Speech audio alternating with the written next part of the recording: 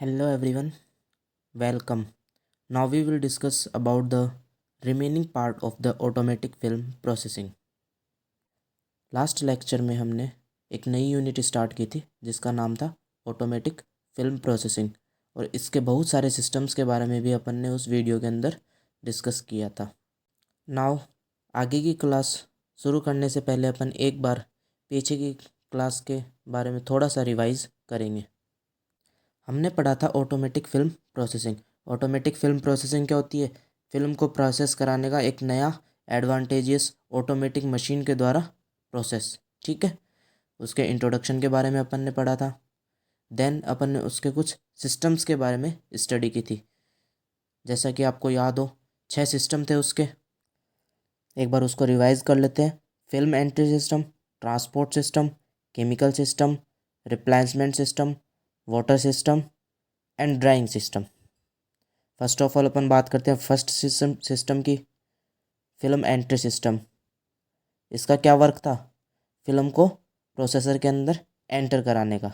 ठीक है, दूसरा सिस्टम आता है अपना ट्रांसपोर्ट सिस्टम। ट्रांसपोर्ट सिस्टम का क्या वर्क होता है? फिल्म को एक जगह से दूसरी जगह पे ट्रांसपोर्ट करना, यानी कि फिल्म को एक टैंक से दूसरे टैंक में ट्रांसपोर्ट करने का जो वर्क होता है वो किस में आता है? अपना ट्रांसपोर्ट सिस्टम के अंदर। नाउ अब अपन बात करते हैं थर्ड सिस्टम की। थर्ड सिस्टम कौन सा? अपना केमिकल सिस्टम।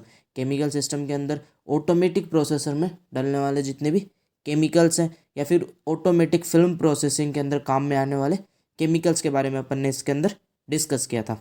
नेक्स्ट था अपना fourth system, replacement system. Replacement system का क्या काम था कि जो आपका डेवलपर और फिक्सर है उसकी क्वालिटी और क्वांटिटी को मेंटेन करने का जो काम होता है वो किसका होता है? आपका रिप्लेसमेंट सिस्टम का। उसी के बारे में अपन ने अच्छे से वहाँ पे डिस्कस किया था। फिफ्थ सिस्टम आता है अपना वाटर सिस्टम। डेवलपिंग टैंक और फिक्सिंग टैंक दोनों को वाटर प्रोवाइड करने का काम किसका होता है? वाटर सिस्टम का। एंड लास्ट सिस्टम था अपना ड्राइंग सिस्टम।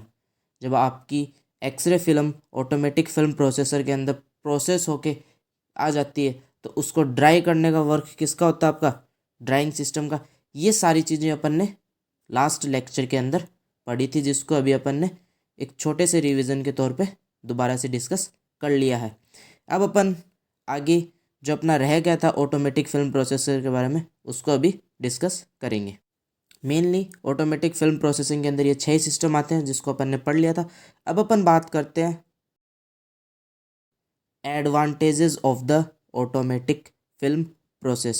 ऑब्वियस सी बात है कि आपका जो ऑटोमेटिक फिल्म प्रोसेसिंग है वो मैनुअल फिल्म प्रोसेसिंग से एक अच्छी प्रोसेसिंग थी, एक मोस्ट एडवांटेजियस प्रोसेस थी। तो फाइनली इसके कुछ एडवांटेज थे, उन्हीं एडवांटेज के बारे में अभी अपन डिस्कस करेंगे। इसका फर्स्ट एडवांटेज है time in developer fixer wash and dryer is constant due to controlled drive system. That means कि यानी कि ऑटोमेटिक फिल्म प्रोसेसिंग के अंदर क्या होता है? अपना कौन सा सिस्टम था? ट्रांसपोर्ट सिस्टम था, जिसको एक अपन कांस्टेंट मोटर के थ्रू ड्राइव कर रहे थे। तो ऑब्वियस सी बात है कि वहाँ पे आपका जो टाइम स्पीड है वो क्या होती है? कांस्टेंट होती है। इसके कारण डेवलपर फिक्सर वॉशर और ड्रायर इनका जो टाइम था वो क्या रहेगा? आपका कांस्टेंट रहेगा यहाँ पे। और जब आपका टाइम कांस्टेंट रहेगा तो आपको इमेज की क्वालिटी भी क्या मिलेगी? एक better image quality, better radiograph यहाँ पे मिलेगा। Second advantage, the temperature of all the solution is unaffected by the outside condition। यानी कि जो ऑटोमेटिक फिल्म प्रोसेसिंग की मशीन है यहाँ पे आपका जो केमिकल का जो टेम्परेचर है वो बाहर के रूम के टेम्परेचर से अनअफेक्टेड रहता है। यानी डार्क रूम का जो टेम्परेचर है उससे वो अनअफेक्टेड रहता है, उससे उसका कोई रिलेशन नहीं होता है। The third advantage is the quality and quantity of the solution are maintained to a high standard due to automatic replacement system। Obvious सी बात है, मैनुअल फिल्म प्रोसेसिंग में भी अपना कौन सा सिस्टम होता था? Replacement system. लेकिन वहाँ पे क्या नहीं था? ऑटोमेटिक नहीं था। यहाँ पे अपने पास क्या मिल रहा है अपने को? Automatic replacement system. तो ऑटोमेटिक रिप्लेसमेंट सिस्टम की सहायता से आपका जो डेवलपर और फिक्सर है उन दोनों सॉल्यूशंस के केमिकल की जो क्वालिटी और क्वांटिटी वो एक हाई स्टैंडर्ड पे ऑटोमेटिकली क्या रहेगी? मेंटेन रहेगी। यही इसका एक और मोस्ट एडवांटेज था। नेक्स्ट अब अपन बात करते हैं नेक्स्ट एडवांटेज की। Due to circulation uniform penetration of the chemical into the emulsion layer of the film gives better image quality. That means due to circulation, यानी ऑटोमेटिक सर्कुलेशन सिस्टम वहाँ पे आपका लगा हुआ है। तो सर्कुलेशन सिस्टम से क्या होगा, सर्कुलेशन सिस्टम फिक्सर और डेवलपर दोनों सॉल्यूशंस को ऑटोमेटिकली सर्कुलेट करता रहेगा। जब वो उस केमिकल को सर्कुलेट करेगा तो सर्कुलेशन के कारण वो जो आपका जो केमिकल है वो एक यूनिफॉर्म रहेगा, यानी कि उसके जो केमिकल्स के जो पार्टिकल है वो नीचे डिपॉजिट नहीं होंगे। जब आपका केमिकल यूनिफॉर्म होगा तो केमिकल फिल्म की जो इमल्शन लेयर है उसके अंदर अच्छे से पेनिट्रेट होगा। पेनिट्रेट होने का मतलब भेदना या फिर उसके अंदर एंटर करना, और जब अच्छे से एंटर होगा तो फिल्म को प्रोसेस भी अच्छे से करेगा। फाइनली आपको जो इमेज क्वालिटी है वो एक अच्छी इमेज क्वालिटी वहाँ पे प्रोवाइड होगी। Next advantage, even drying and uniform surface quality of the film is obtain due to constant dryer temperature. अब अपन ड्राइंग सिस्टम की बात करते हैं तो यहाँ पे आपका ड्राइंग सिस्टम का टेम्परेचर क्या होता है, कॉन्स्टेंट अपन मेंटेन करके रखते हैं, जिससे ऑब्वियस सी बात है कि आपकी जो इमेज क्वालिटी है वो भी बेटर रहेगी और जो एक्सरे फिल्म की सरफेस क्वालिटी है वो भी आपको अच्छी मिलेगी यहाँ पे। Next advantage, total processing time is less. इस प्रोसेस के अंदर टोटल जो आपका प्रोसेसिंग टाइम होता है वो बहुत ही कम होता है। Next advantage, automatic processor eliminate the use of hangers, यानी कि मैनुअल फिल्म प्रोसेसिंग के अंदर फिल्म को ड्राई करने के लिए अपन क्या काम में लेते थे, हैंगर्स काम में लेते थे। यहाँ पे अपने को हैंगर्स के काम में लेने की ज़रूरत नहीं है। तो यानी कि ये भी एक इसका क्या था, एक एडवांटेज था कि हैंगर्स को अब अपन काम में नहीं लेंगे। It requires lesser water consumption and it also reduce the film wastage, यानी कि आपका ऑटोमेटिक फिल्म प्रोसेसिंग है उसके अंदर फिल्म को प्रोसेस कराने में वाटर का कंजप्शन बहुत ही कम होता है। तो ऑब्वियस सी बात है वाटर की सेविंग हो रही है, ये भी एक मोस्ट एडवांटेज है। और दूसरा, it also reduces the film wastage. जब ये अपने को बेटर इमेज क्वालिटी देगा तो यहाँ पे फिल्म वेस्टेज होने के चांसेस बहुत ही कम होंगे। ठीक है। Automatic film processors save space and helps in processing of large number of films. That means कि इस प्रोसेसिंग को या फिर ऑटोमेटिक फिल्म प्रोसेसिंग को बहुत ही कम जगह की ज़रूरत पड़ती है। और दूसरा, जैसा कि अपन ने ऊपर एडवांटेज में पढ़ा था कि ये इसके अंदर प्रोसेसिंग टाइम आपका क्या होता है, बहुत ही कम होता है। तो अगर प्रोसेसिंग टाइम आपका कम होगा तो यानी कि लार्ज नंबर ऑफ फिल्म्स भी अपन यहाँ पे प्रोसेस कर सकते हैं comparison to the manual film processing. अब अपन एक नोट की बात करते हैं। Where as the electrical consumption and chemical cost are almost same in manual film processing and automatic film processing, यानी कि मैनुअल फिल्म प्रोसेसिंग और ऑटोमेटिक फिल्म प्रोसेसिंग दोनों के अंदर आपका इलेक्ट्रिकल कंजप्शन हो या फिर कोई केमिकल कॉस्ट हो, इन सब का मिला के जो खर्चा होता है, इन्वेस्टमेंट होता है, वो दोनों का लगभग अप्रोक्सीमेट क्या आता है, सेम आता है। तो ऑब्वियस सी बात है कि आपका जो ऑटोमेटिक फिल्म प्रोसेस है उसके बहुत सारे एडवांटेज हैं comparison to the manual film processing. तो अपन यही यूज़ करना प्रेफर करेंगे। ठीक है। अभी अपन ने एडवांटेजेस के अंदर बात की कि आपका जो ऑटोमेटिक फिल्म प्रोसेसिंग है उसके अंदर प्रोसेसिंग के अंदर टाइम कम लग रहा है।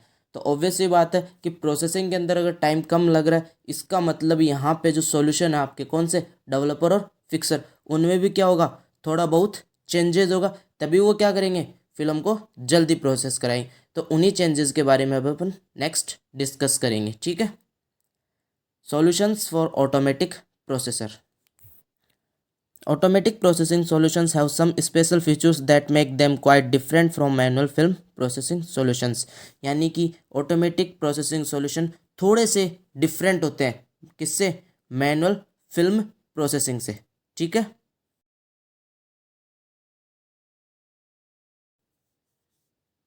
फर्स्टली अपन बात करेंगे किसकी, डेवलपर सॉल्यूशंस की। तो डेवलपर सॉल्यूशंस की अपन बात करते हैं। डेवलपर सॉल्यूशन के अंदर कौन कौन से कॉन्स्टिट्यूएंट्स यानी कौन कौन से केमिकल्स होते हैं। The probable developer constituents are as follows. Developer के अंदर ये कॉन्स्टिट्यूएंट्स या फिर ये केमिकल्स पाए जाते हैं। First, developing agent, solvent, preservative, restrainer जिसको अपन एंटीफोगेंट भी बोलते हैं, और एक्टिवेटर ये वही 5 केमिकल हैं जो अपन ने मैनुअल फिल्म प्रोसेसिंग में भी पढ़े थे, अगर आपको याद हो तो। ठीक है, तो यानी कि कुछ केमिकल्स तो कौन से होंगे जो मैनुअल फिल्म प्रोसेसिंग थे, वही इसमें ऑटोमेटिक के अंदर पाए जाएंगे। अब अपन सेकंड बात करते हैं कुछ एडिशनल केमिकल की जो यहाँ पे ऑटोमेटिक फिल्म प्रोसेसिंग के अंदर ऐड किए गए हैं। वो है buffer, sequestering agent, hardening agent, wetting agent, antifoamant and fungicide etcetera. ये वो केमिकल हैं जो ऑटोमेटिक फिल्म प्रोसेसिंग के डेवलपर सॉल्यूशंस के अंदर ऐड किए जाते हैं। अभी अपन इनके बारे में डिस्कस करेंगे कि इन केमिकल्स के क्या क्या काम या फिर क्या क्या इनकी वर्किंग प्रोसेस होती है। The majority of the chemical name and functions are similar to that of the manual film processing. जैसा कि अभी अपन ने ऊपर देखा है कि ज़्यादातर केमिकल्स कौन से हैं, वही हैं जो अपने मैनुअल फिल्म प्रोसेसिंग के अंदर होते थे और उनकी वर्किंग भी वही है। जो कुछ ऐड हुए हैं उनके बारे में भी अपन डिस्कस करते हैं। First, boric acid plus sodium hydroxide is used as buffer. यानी कि बफर की जगह पे यहाँ पे कौन सा केमिकल यूज़ किया जाता है, boric acid plus sodium hydroxide. Its main function is to maintain pH within defined limit and thereby maintain the activity of the developer constant। यानी कि इसका वर्क क्या होता है बफर सॉल्यूशन का, बफर सॉल्यूशन आपके डेवलपर सॉल्यूशंस की pH को मेंटेन रखता है एक कांस्टेंट वैल्यू तक, यानी एक डिफाइंड वैल्यू तक। यानी कि जितने पे आपको पीएच मेंटेन करनी है उतने पे ही आपको कॉन्स्टेंटली उसकी क्या रखेगा, पीएच को मेंटेन रखेगा। और डेवलपर की जो एक्टिविटी है उसको भी ये मेंटेन करके रखता है। ठीक है, the EDTA ethylene di amine tetra acetic acid sodium salt is used as sequestering agent. Its main function is to soften the hard water. यानी कि सीक्वेस्टरिंग एजेंट के रूप में कौन सा केमिकल काम में लिया जाता है, EDTA ethylene di amine tetra acetic acid sodium salts. इसका मेन फंक्शन क्या होता है कि आपका जो हार्ड वाटर है, वाटर सिस्टम से डेवलपर और फिक्सर के अंदर जो वाटर आ रहा है, अगर वो गलती से कैसा आ जाता है, हार्ड आ जाता है, तो उस हार्ड वाटर को सॉफ्ट करने का काम किसका होता है, EDTA। ठीक है,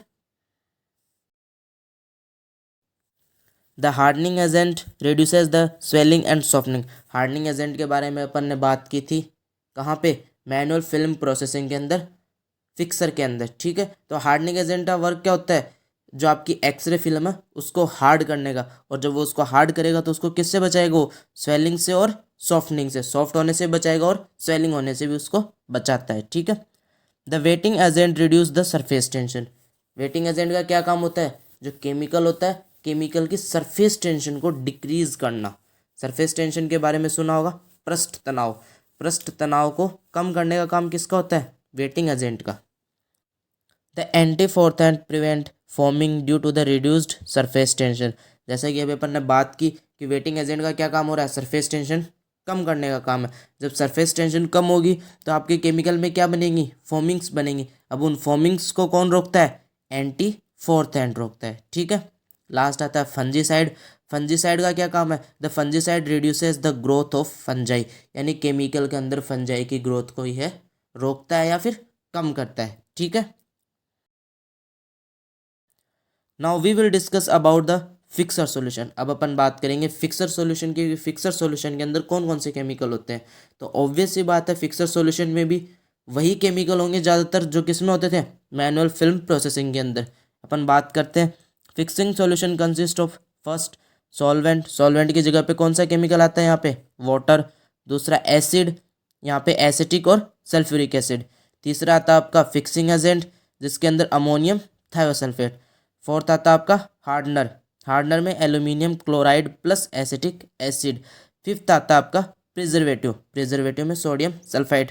ये वो केमिकल है जो फिक्सर के अंदर मैनुअल फिल्म प्रोसेसिंग में भी पाए जाते हैं और ऑटोमेटिक फिल्म प्रोसेसिंग के अंदर भी पाए जाते हैं।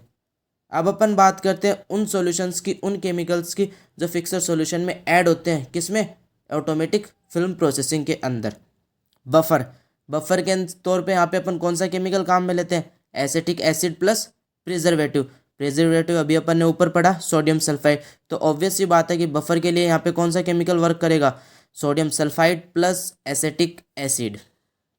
सॉल्यूशन के अंदर ज़्यादातर कोई मेनली केमिकल ऐड नहीं किए जाते हैं, एक केवल बफर ऐड किया जाता है। और बफर का अपन ने काम पहले भी यहाँ पे डेवलपिंग वाले में पढ़ा है कि बफर का क्या काम होता है, पीएच को मेंटेन करना। यहाँ पे भी फिक्सर सॉल्यूशन के अंदर क्या काम होगा, इसको पीएच को मेंटेन करने का काम होगा। आपको पता है कि डेवलपर होता है वो कैसा होता है, बेसिक सॉल्यूशन होता है, फिक्सर एसिडिक सॉल्यूशन होता है। वहाँ पे जो बफर सॉल्यूशन होता है डेवलपर सॉल्यूशन में, वो उसकी बेसिसिटी को मेंटेन रखता है। फिक्सर सॉल्यूशन के अंदर बफर सॉल्यूशन उसकी एसिडिसिटी को मेंटेन रखता है। ठीक है।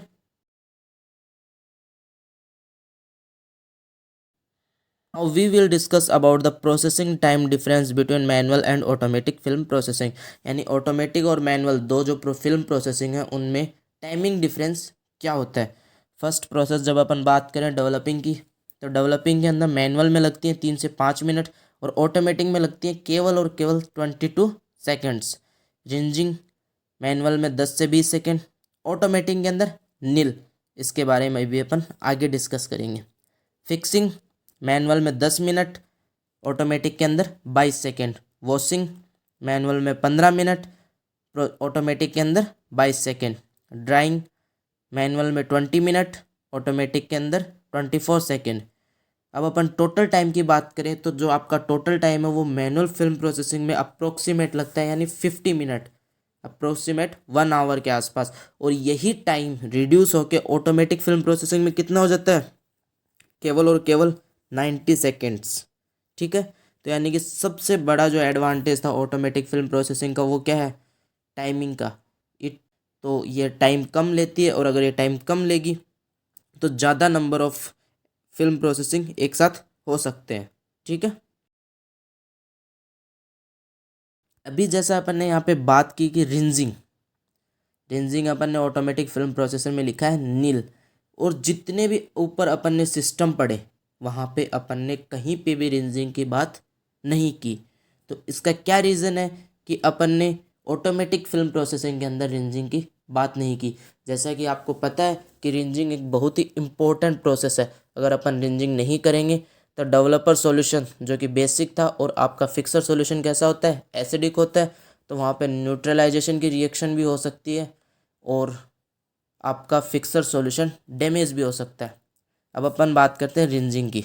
Important note: rinsing is not used in automatic film process because in automatic processor after developing the X-ray film is squeezed in the rollers of the transport system।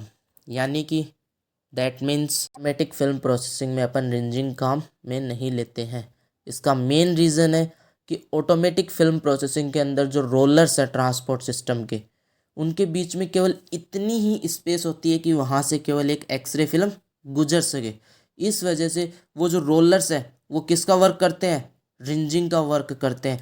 यानी कि x ray film पे जितना भी chemical लगा हुआ है developer का, उसको सारे को वो क्या करेंगे, रिमूव करेंगे। रिंजिंग का वर्क भी यही था कि डेवलपर के केमिकल को रिमूव करना। और यहाँ पे ये वर्क कौन करता है, ट्रांसपोर्ट सिस्टम के रोलर्स करते हैं। इस वजह से ऑटोमेटिक फिल्म प्रोसेसिंग के अंदर अपन रिंजिंग काम में नहीं लेते हैं। So we can say that rollers compensate the work of the rinsing in the automatic film processing. यानी कि ऑटोमेटिक फिल्म प्रोसेसिंग के अंदर रिंजिंग का काम आपके ट्रांसपोर्ट सिस्टम के रोलर्स करते हैं। Hence rinsing is not required in automatic processor. इसीलिए ऑटोमेटिक फिल्म प्रोसेसर के अंदर रिंजिंग रिक्वायर नहीं होती है। ये था आपका finally automatic film processor complete होता है यहाँ पे। नेक्स्ट अपन न्यू क्लास के अंदर न्यू टॉपिक डिस्कस करेंगे। ठीक है। Thank you.